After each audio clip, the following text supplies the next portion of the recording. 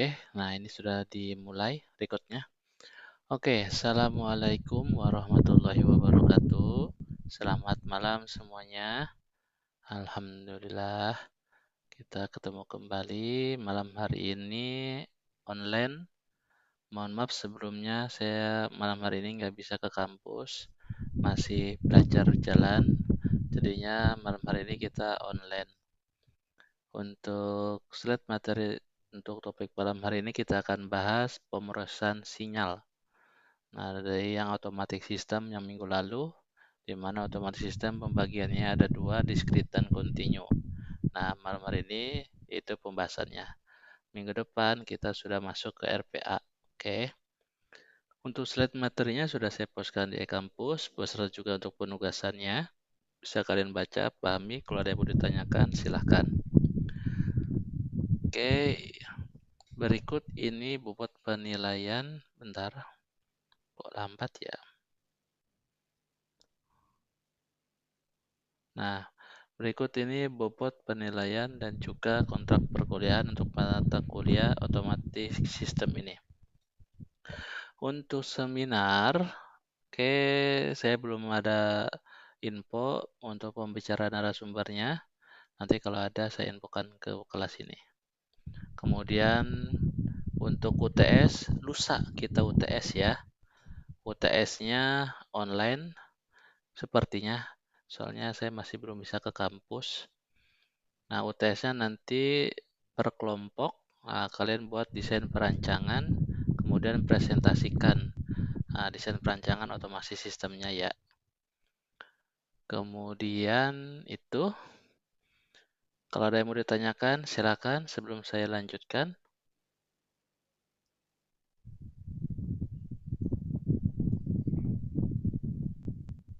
Oke, kalau tidak ada, saya lanjutkan. Nah, jadi malam hari ini kita akan bahas lanjutan dari yang minggu lalu tentang automatic system, di mana ada pembagiannya yaitu discrete dan continue. Nah, untuk discontinue itu masuknya ke arah pemrosesan sinyal. Nantinya minggu depan kita ke RPA. RPA itu masuknya ke mana? Nah, RPA itu masuk ke digital, yaitu kita buat robot proses otomasi di mana berupa virtual robot yang akan menjalankan operasi seperti layaknya manusia ataupun admin menjalankan aplikasi. Nah, di situ berawal dari automatic system di mana menghasilkan dua pemrosesan sinyal yaitu discrete dan continue. Nah, pemrosesan sinyal sendiri di dalam dunia elektronik itu ada dua, ada sinyal analog dan sinyal digital. Nah, nanti minggu depan RPA itu masuknya ke sinyal digital. Bisa juga nanti hasil outputnya berupa sinyal analog, yaitu bisa ngeprint, bisa mencetak, seperti itu. Nah, secara umum, sinyal itu didefinisikan sebagai suatu besaran pieces yang merupakan fungsi waktu, ruang, dan beberapa variabel yang lain. Nah, biasanya sinyal itu dalam bentuk analog kalau kita menggambarkan sinusoidal seperti itu untuk mengukur tegangan listrik ataupun arus listrik. Nah, ataupun dalam bentuk suara.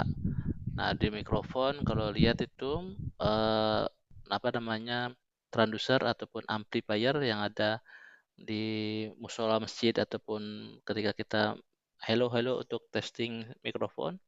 Nah, itu bentuknya analog seperti itu berupa bar-bar ataupun cat grafik barnya.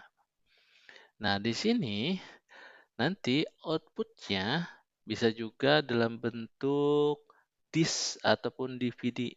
Nah, ini bentuknya udah jadi. Nah, biasanya nanti kita sisipkan datanya dalam bentuk digital di dalam output tersebut. Nah, di situ nanti ada konversi di mana sinyal analog harus dikonversikan dulu ke bentuk digital. Ataupun nanti juga ada bentuk digital dikonversikan ke sinyal analog. Nah, dua hal inilah nanti yang bisa disebut dengan DSP, yaitu Digital Signal Processing. Nah, ini ada mata kuliah sendiri, ada bahasanya sendiri. Namun di mata kuliah otomasi sistem kita bahas yang tipisnya aja, yang luarnya aja, yaitu tentang pemrosesan sinyal. Oke, bentar ada yang masuk.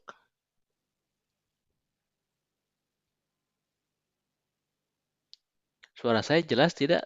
Terdengar tidak? Terdengar, Mas. Oke, kalau gitu saya lanjutkan. Nah, di tegangan listrik, nah, kalau misalkan kalian menggunakan arus listrik, tegangan, atau kayak trafo, adaptor, kayak seperti itu. Nah, itu sinyal biasa dalam bentuk analog.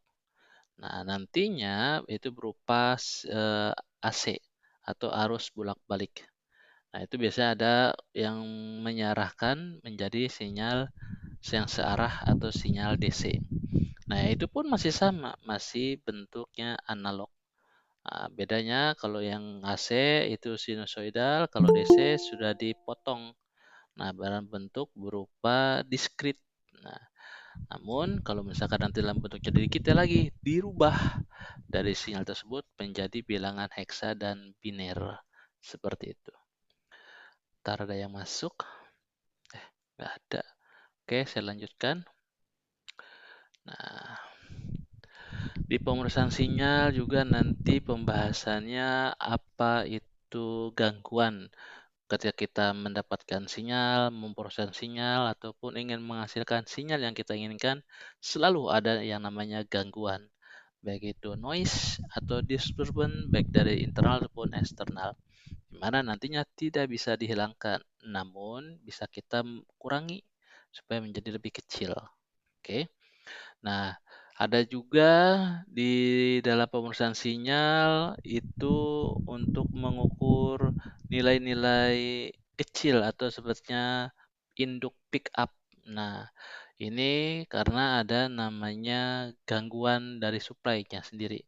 Bisa dari kayak dari PLN, bisa turun tegangan. Nah, seperti itu. Kemudian juga mungkin dari baterai ataupun pakai solar atau pakai aki yang ngedrop, nah itu seringkali gangguannya yang disebut sebagai induk pick up. Kemudian di teknik DSP sendiri itu atau digital signal processing, bagaimana itu kita menguatkan kualitas sinyalnya supaya sinyalnya yang masuk dan yang keluar itu sinyal yang sebenarnya. Jadi biasanya ada konsep penguatan berupa amplifier, kemudian juga penyaringan filter untuk menghilangkan noise, dan juga ada pengkonversi ataupun ADC ataupun DAC untuk mengkonversi dari sinyal tersebut. Nah, di sini kita nanti pembahasannya untuk pembahasan sinyal tipis saja, luarnya saja, bagaimana nantinya sinyal di sekitar continue itu terbentuk. Dan itu digunakan untuk apa di otomasi sistem. Oke. Nah, selanjutnya si sinyal yang tadi sudah didapat, nah barulah nanti kita bisa tampilkan, kemudian kita analisis konversi sinyal tersebut baik itu ke digital ataupun ke analog. Dan kalau kita ingin merubah ke dalam digital, nah biasanya nanti bagaimana sinyal itu kita ambil dan kita olah nilainya menjadi bentuk biner ataupun nilai heksa. Nah, ketika kita mengambil itu ada nama alatnya namanya osiloskop. Nah, itu zaman saya kuliah dulu, osiloskop itu satu harga mobil Toyota Kapsul. Nah, jadi kalau yang sekarang mungkin nggak tahu, lebih murah mungkin kali. Nah, dulu pas zaman saya kuliah tahun 2003. Nah, kemudian, nah dengan alat tersebut itu sudah kecepatan tinggi ketika kita ingin bicara, itu bisa keluar atau kita mengukur arus listrik, tegangan, nah itu ada sinyalnya. Nah, sinyal ini bisa dicuplik. Nah, dicuplik itu kayak macam di capture. Nah, kemudian dari cuplikan tersebut bisa kita analisis. Nah, dalam bentuk analisisnya grafik, di mana nanti grafiknya masih bentuk sinusoidal. Sinus itu berupa alur naik turun seperti itu. Dan di alat tersebut sendiri bisa kita analisis untuk kita rubah dari sinyal analog tersebut menjadi sinyal digital. Nah, disinilah nantinya ketika kita akan mengubah itu ada dua konsep. Yang pertama sinyal waktu kontinu dan dua sinyal waktu diskrit. Nah, jadi waktu kontinu itu terus-menerus. Jadi dia kadang naik, dia kadang turun tergantung dari input yang didapat. Sedangkan discrete itu waktunya tetap dan mempunyai nilai maksimum dan minimumnya. Seperti itu. Oke, nah di sini nanti ketika kita mendapatkan sinyal itu biasanya menggunakan variabel yang independen di mana terus-menerus tanpa ada gangguan tergantung inputan yang diberikan, dan sinyal diskrit biasanya mempunyai variabel independen, makanya dia punya batasan limitnya. Nah, biasanya kalau sinyalnya nilainya terhubung dengan T atau waktu, nah itu disebut sebagai sinyal kontinu. Makanya fungsinya X terhadap T. Tapi kalau diskrit itu N. Sebanyaknya nilai jumlah cuplik atau sampling namanya. X fungsinya X terhadap N. Oke, nah kita mulai dari yang awal yaitu sinyal digital. Nah, sinyal digital ini yang paling simpel dibanding yang sinyal analog. Nah, sinyal digital ini kita menggunakan handphone, kita menggunakan laptop, PC, berbicara sendiri itu dirubah dari sinyal analog ke sinyal digital dan pemrosesan dibalikan kembali biasanya. Nah, di proses sinyal digital ini nanti diawali di mana prosesnya berupa pencuplikan atau capture. Nah, sinyal yang masuk biasanya berupa sinyal kontinu. Seperti kita ngomong ini, nah itu kadang kan ada penegasan, ada turun, ada naik, seperti itu. Nah, di sini prosesnya nanti merepresentasikan sinyalnya berupa sinyal kontinu menjadi sinyal diskrit. Oke, nah prosesnya bisa disebut dengan ADC, analog to digital.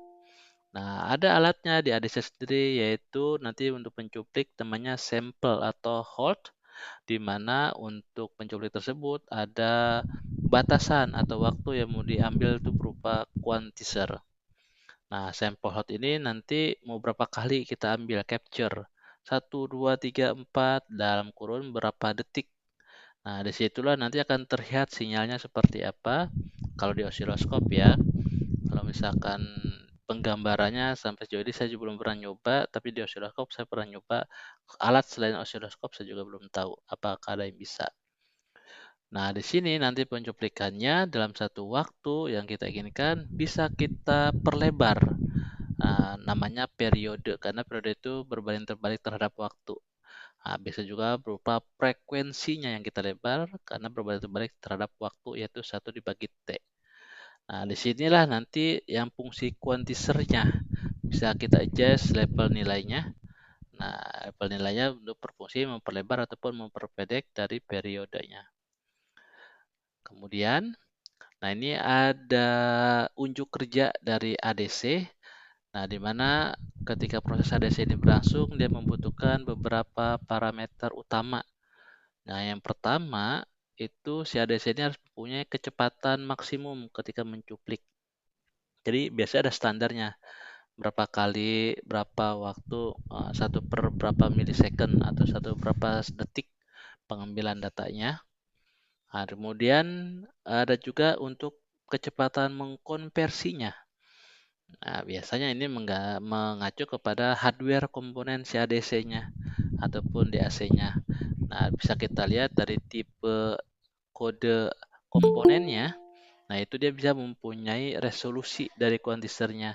Dari contohnya paling minimum 8 bit, nah sampai maksimum 256 bit. Kemudian dari masing-masing kode tipe si ADC sendiri dia mempunyai metode kuantisasi untuk menangkap si sampling ataupun untuk menangkap pencuplikan sinyalnya. Nah, contohnya ini proses samplingnya. Ketika ada sinyal kontinu yang masuk, disampling, dicuplik, srek, diambil, kemudian ditampilkan dalam bentuk grafik, kemudian kita bisa rubah kuantizernya. Nah, disinilah ada nilai konstanta, sehingga nilai hasilnya X, K terhadap T. Nah, disitulah nanti kita bisa menghilangkan noise untuk menghilangkan untuk mendapatkan nilai sinyal aslinya itu seperti apa. Nah, ini gambaran dari sinyal inputan berupa sinyal kontinu yang akan dirubah menjadi diskrit. Nah, proses samplingnya dicuplik, kemudian dikuantisasikan. Nah, sinyal inputannya berupa kontinu XT dikuantisasi menjadi sinyal diskrit XKT. K-nya ini berupa konstanta seberapa besar nilai untuk memperlebar periodenya. Kemudian, konsep ini mempunyai keuntungan ataupun kelebihan ataupun kekurangan, di mana kebanyakan untungnya sih dibanding kekurangannya. Ini lebih mudah dan lebih cepat untuk mengolah datanya, sehingga datanya lebih terrealisasikan ketika kita akan mengubahnya dalam bentuk digital. Makanya orang menggunakan namanya ADC ataupun DAC. Selain itu ada nggak sih Pak? Ada konsepnya selain ada ADC dan DAC. Nah, ada namanya TVA, yaitu transfer volume, menggunakan volume, itu menggunakan bobot atau berat dari si sinyal tersebut. Nah, tapi itu tidak realistis karena tidak sesuai dengan suaranya. Nah, biasanya kalau misalkan suara, gambar, video, nah itu mengacu kepada frekuensi, di mana frekuensi berbanding terbalik dengan waktu periode. Nah, disitulah nanti bisa mencuplik bagaimana data yang kita ambil dalam bentuk sinyal kontinu menjadi suatu sinyal diskrit. Nah, ini konsep yang untuk sinyal digital. Nah, ini perubahannya dari sinyal kontinu yang berubah-ubah, bisa naik, bisa turun, nilainya tinggi, nilainya kecil, kemudian kita rubah menjadi sinyal diskrit.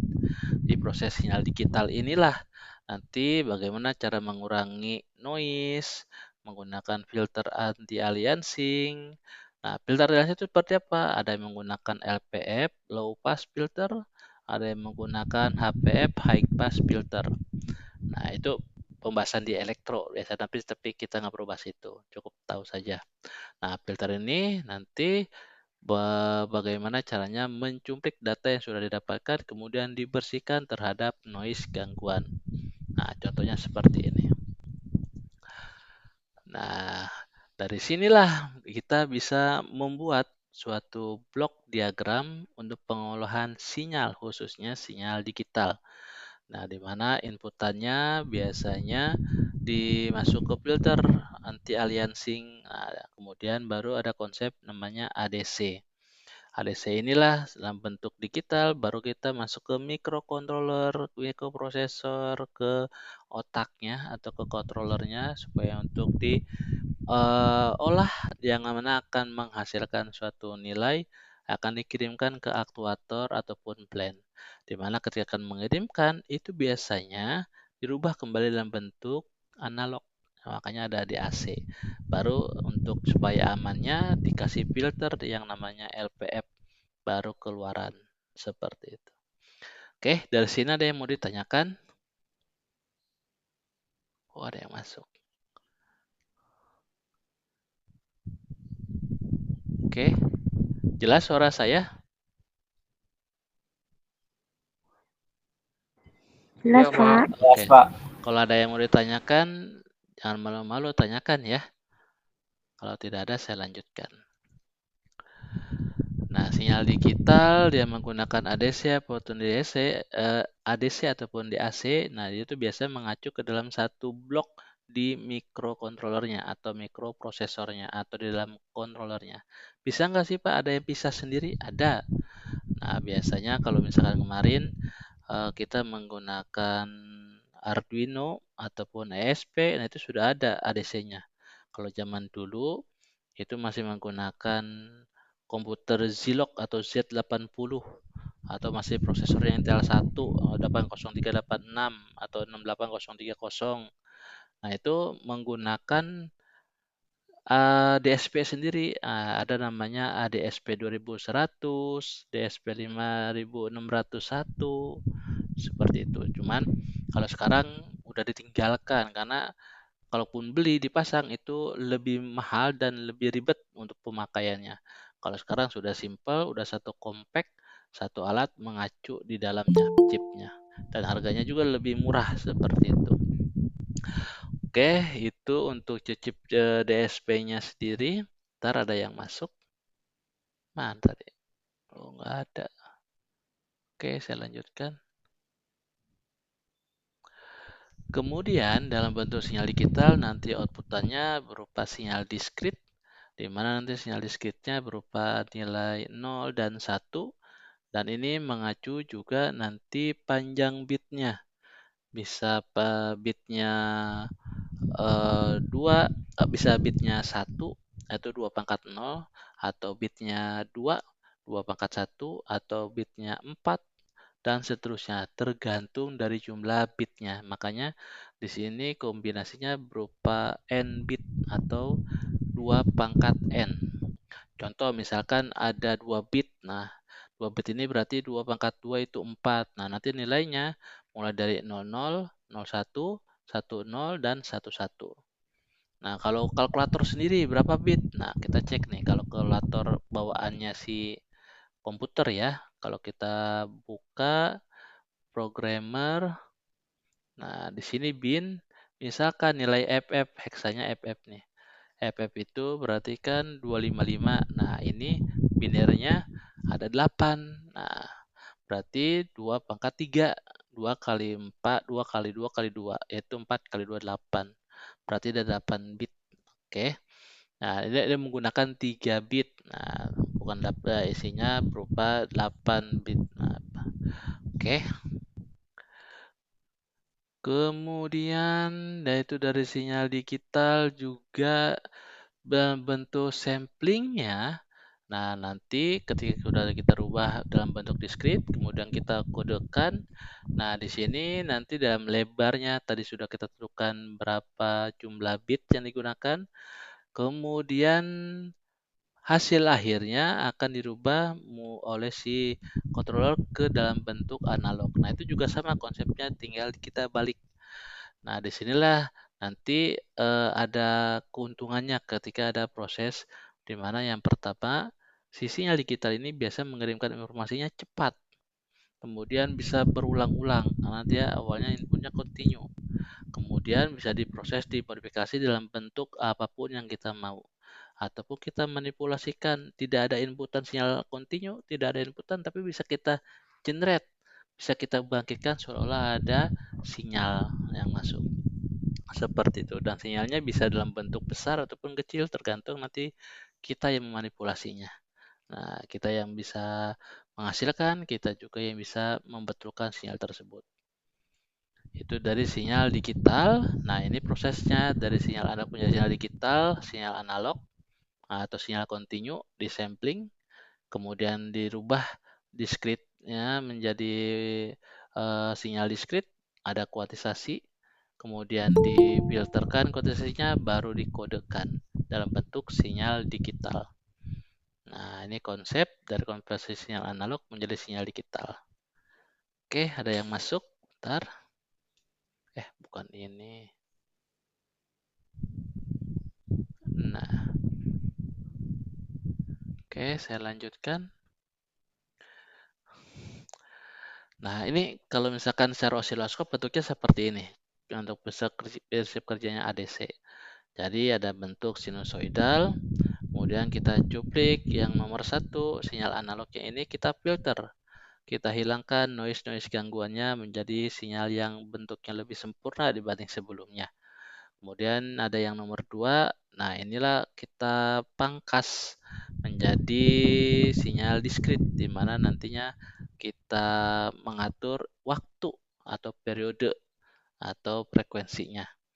Nah, kemudian dari kita pangkas ini kita sambungkan atau kita gabungkan dengan sinyal aslinya sehingga membentuk sinusoidal dalam bentuk diskrit. Nah, di sini disebut yang namanya kuantisasi. Baru setelah itu bentuknya kita rubah dalam bentuk biner ataupun heksa. Nah, itulah bentuknya digital. Seperti itu. Kalau misalkan di osiloskop tuh bentuknya seperti ini kalau terlihat. Oke. Kemudian di mana pengolahannya biasanya membutuhkan yang namanya di osiloskop itu, ataupun kita bisa buat juga alatnya seperti itu, yaitu berupa komponen digital, komponen register, counter, dan juga decoder. Khususnya di dalamnya yang mahal itu osiloskop itu, kenapa harganya seperti mobil kijang kapsul, nah itu ada microprocessor ataupun kontrol di dalamnya. Awas zaman dulu mungkin belum ada, mungkin sekarang sudah ada dan lebih compact mungkin dan lebih murah seperti itu.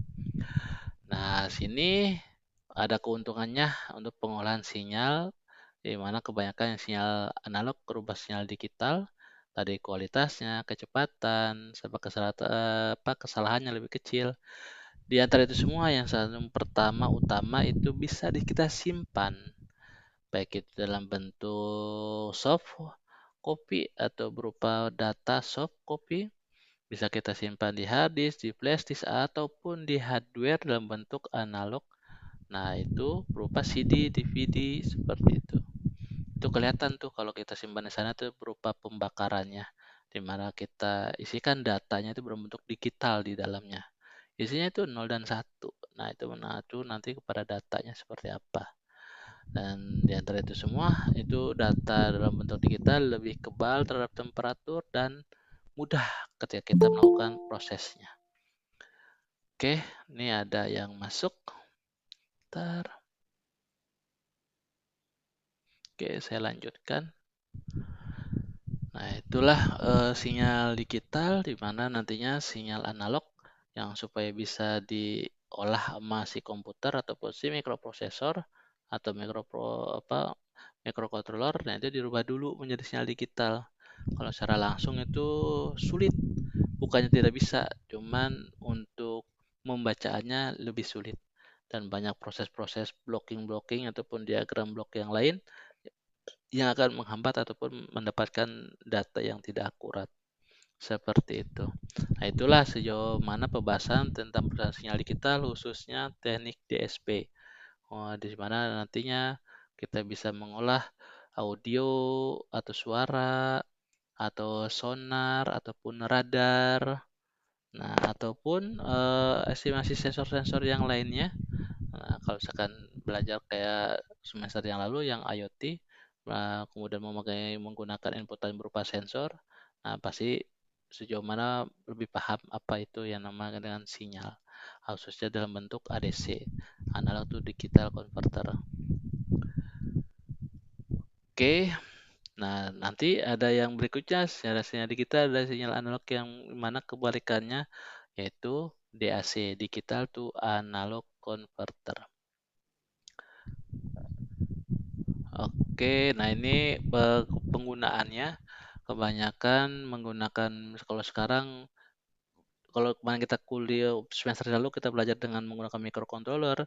Nah, kalau sekarang sendiri di lapangan jarang ada yang menggunakan microcontroller, kebanyakan mikroprosesor dalam pengolahannya supaya lebih cepat lagi. Nah, biasanya dalam bentuk dan alatnya FPGA, yaitu berupa gerbang programmable array, ada juga di PLC. Nah, ada juga kalau misalkan RPA itu maksudnya tergantung dari speknya si laptop ataupun si PC-nya. Nah, itu kan ada mikroprosesor di dalamnya. Bisa dari i7 ataupun berapa tergantung dari speknya itu. Oke. Nah, ini kelebihannya. Pertama, sinyal digital itu lebih fleksibel, bisa kita rancang-rancang tergantung nanti kita si developernya yang mau buat. Kemudian tingkat akurasinya tinggi dan faktor kesalahannya itu kecil. Kemudian juga di dalam pengambilan datanya itu pencuplikannya itu bisa kita lihat panjang word atau word length, di mana yang tadi kita set berupa kuantitasnya kita perlebar periodenya, kemudian bisa disimpan dalam bentuk disk, dan metode-metodenya sendiri dan pengambilannya sampai sejauh ini yang paling bagus di TSP untuk ADC. Kemudian juga lebih murah, kelebihannya juga hampir banyak dibandingkan untuk konsep yang sinyal digital, sinyal analog. Nah, pengaplikasiannya sinyal digital itu lebih mudah. Nah, berikutnya ini sinyal analog.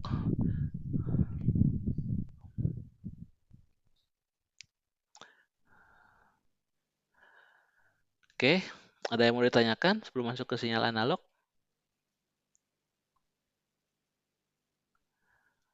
Oke, nah di sinyal analog, nah ini berlawanan kebalikannya dari sinyal digital. Biasanya bagaimana cara kita dapat sinyal analog? Nah, sinyal analog sendiri bentuk gelombangnya kontinu. Oke. Nah, di mana nantinya akan membawa karakteristik gelombang tersebut, di mana contohnya suara ataupun gambar. Oh, kok gambar bisa, Pak? Iya, gambar yang bergerak alias video. Nah, gambar sendiri capture itu juga bentuknya kontinu, di mana nanti kita bisa lihat kalau kita bawa dalam bentuk digital. Nah, karena bentuk analog, ya langsung nilainya kalau lihat berupa sinusoidal. Kalau pengen lihat datanya, itu ada kombinasi dari 3 warna RGB. Kemudian nanti bisa dilihat kode-kode angkanya dari tiap pixelnya. Nah, kalau kalian belajar pengolahan sinyal atau pengolahan gambar, nah itu belajar. Namanya menggunakan aplikasi namanya MATLAB, seperti itu. Dulu nggak tahu saya ngajar kelas ini enggak ya, pas pengolahan gambar. Nah, kemudian di analog ini itu biasanya tadi ada dua, yaitu amplitude dan frekuensi. Jadi si analog ini biasanya dia berapa amplitude dan frekuensinya. Nah, karena gelombangnya sinus, nah di sini nanti bentuknya ya turun naik. Nah, ada juga metodenya menggunakan transformasi Fourier, TF. TF, IDF, transformasi Fourier, di mana sinyal analognya bisa kita perpadukan dengan gelombang yang lain, khususnya gelombang sinus. Ntar ada yang masuk. Oke, saya lanjutkan. Nah, di sini sinyal analog itu rentan terhadap gangguan ataupun noise, di mana nanti tergantungan dari jarak, semakin jauh, semakin bahaya, semakin besar noise-nya. Nah, gelombangnya nanti itu ada 3 variabel yang tadi menggunakan amplitude dan frekuensi, yang satu lagi fase. Namun yang fase ini khusus yang menggunakan electricity. Contohnya apa? Yang ada di kereta api, ya dia mengirim komunikasinya menggunakan kabel. Konsepnya itu PLC, Power Line Carrier. Oke, bukan programmable logic control, tapi Power Line Carrier. Jadi berupa tegangan di mana menggunakan kawat tembaga untuk mengirimkan data. Nah, teknologinya namanya SCADA, yaitu Supervisory Control and Data Acquisition. Nah, selain di kereta api ada di mana? Di PLN juga sama.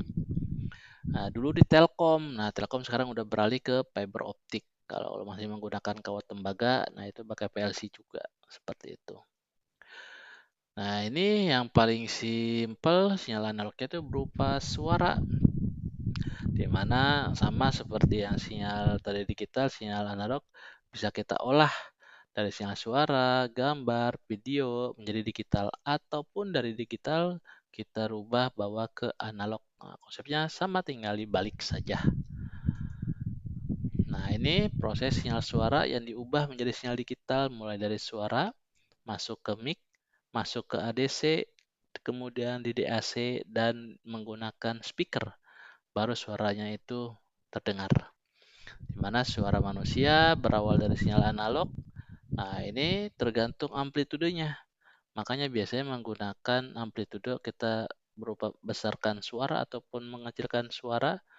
Nah, kemudian di situ juga nanti akan dirubah, di-set frekuensinya. Sehingga nanti bisa kita tes suaranya apakah sudah terdengar jelas atau terlalu mendesing. Nah, disinilah nanti suara dirubah menjadi sinyal listrik. Nah, prosesnya tentu ada ADC. Nah, disinilah nanti bagaimana suara tersebut dikuatkan, dibersihkan menggunakan op-amp, dioda, transistor yang kemarin kita bahas di pertemuan di awal tentang komponen elektronik yang aktif dan pasif. Kemudian kerugiannya, nah dibandingkan sinyal digital yang analog lebih repot karena ketika pengirimannya semakin jauh itu semakin effort, semakin susah karena sinyalnya nanti semakin berkurang karena lemah. Semakin jauhnya, semakin alirannya menjadi lebih sedikit. Kemudian juga banyak noise. Karena nantinya pengaplikasiannya tentu di lapangan, mulai dari petir, hujan, kebanjiran, ataupun gangguan dari internal, ada kena binatang, putus, dan sebagainya. Nah, inilah nanti akan mengurangi sinyalnya atau sinyal aslinya menjadi sinyal yang sesuai. Oke, itu untuk malam hari ini. Nah, ini untuk malam hari ini ada tugas buat resume atau rangkuman tentang malam hari ini, pembahasannya tentang pemrosesan sinyal. Nanti buat di Word. Yang nomor 2, buat desain model ADC dan DAC untuk project otomasi kalian. Nah, projectnya saya menggunakan IoT, kayak menggunakan semester yang lalu, yaitu Arduino atau ESP32. Nah, itu pasti ada ADC DAC-nya. Saya menggunakan RPA. Nah, RPA sendiri berupa software, belum tentu tidak ada, itu ada. Contohnya misalkan di software, saya mengisikan data-data yang ada di website inventory. Nah, ADC-nya di mana? Inputannya berupa file gambar ataupun file PDF. Nah, itu bagaimana dari konsep PDF itu kita baca tuh yang bagian mana yang mau diambil datanya, kemudian dimasukkan di aplikasi input atau apa namanya, key in, seperti layaknya manusia mengetik satu persatu. Kemudian outputannya mungkin nanti dicetak atau disimpan dalam bentuk di server database. Nah, beda kalau menggunakan mekanisme untuk otomasi aja berupa prototipe dengan robot ataupun prototipe untuk mekanisme mesin. Nah, ini nggak ada model ADC-DAC-nya. Oke, monggo silakan kalau ada mau ditanyakan di luar jam kuliah, monggo bisa WA atau japri ke saya ataupun email ke saya. Oke, Desain maksudnya desain kayak gimana, Pak? desainnya. Nah, desainnya itu ADC-DAC-nya misalkan saya menggunakan untuk menghidupkan lampu rumah secara otomatis. Nah, menggunakan sensor LDR misalkan di IoT. Nah, di situ berarti kan dari sensor sendiri dia akan membaca intensitas cahaya. Nah, intensitas cahayanya nanti yang didapatkan berupa sinyal analog. Nah, sinyal analog ini nanti ada bloknya, inputan masuk oleh sensor, kemudian dikonversi nilainya oleh si ADC masuk ke controller. Controller nanti dirubah untuk menghidupkan relay untuk menghidupkan lampu. Nah, blok-blok diagram seperti itu. Contohnya seperti itu.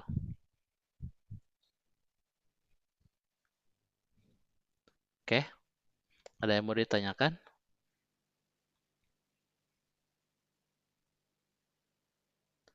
Terdengar suara saya jelas tidak? Kalau belum jelas, tanyakan aja lagi ya. Nah, jangan lupa untuk absensi. Absensinya bisa klik online. Nah, kemudian, Pak, saya lupa. Saya klik online-nya nggak dari kampus, dari grup WA atau link yang lain. Nah, nanti kalian buka aja. Ini kan saya rekam nih. Nah, kemudian rekaman ini saya buka di YouTube. Nah, kalian cek di YouTube itu ada nggak nama kalian? Nanti screen capture. Oh, ini ada Pak, ini. Eh, kirim ya ke saya. Ini juga bisa sebagai bukti. Misalkan lupa nggak absen, klik online di kampus, atau isi kolom komentar. Biasa saya kalau klik online, saya online dianggap hadir. Kemudian atau klik absen di kampus langsung di pertemuan yang sedang berlangsung. Oke, jangan lupa untuk tugasnya. Tugasnya itu individu ya, sendiri-sendiri. Yang kelompok hanya UTS dan UAS. Oke. Kemudian minggu depan pertemuan ke-7. Nah, ke-7 kita bahas RPA. Lusanya baru UTS. Nah, nanti UTS-nya kelompoknya saya 5 orang. Tinggal dipilih aja salah satunya project otomasi mana yang mau diangkat. Nah, kemudian dibuatkan PDF, Word-nya, PPT-nya untuk dipresentasikan saat UTS. Ini udah selesai. Dari ke hardware, masuk besok minggu depan RPA berupa robot proses otomasi, masuk ke softwarenya.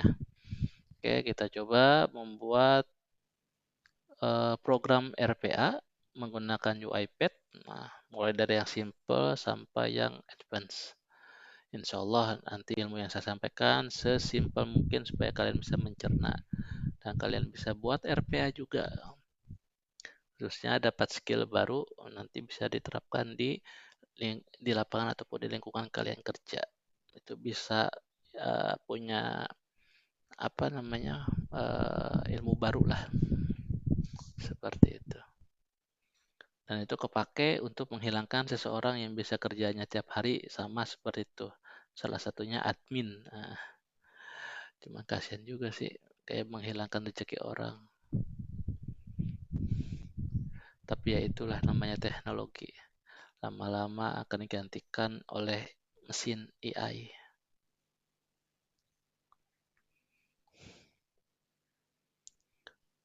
Monggo silakan kalau ada yang mau ditanyakan.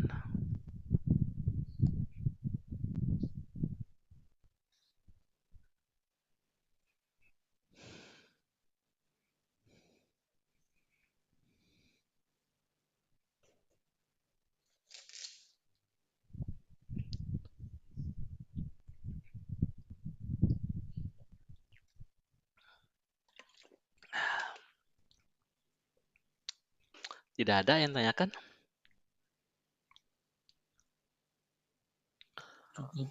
Oke. Cukup, Pak. Nanti kalau ada yang kurang jelas atau mau ditanyakan di luar jam kuliah, silakan ya.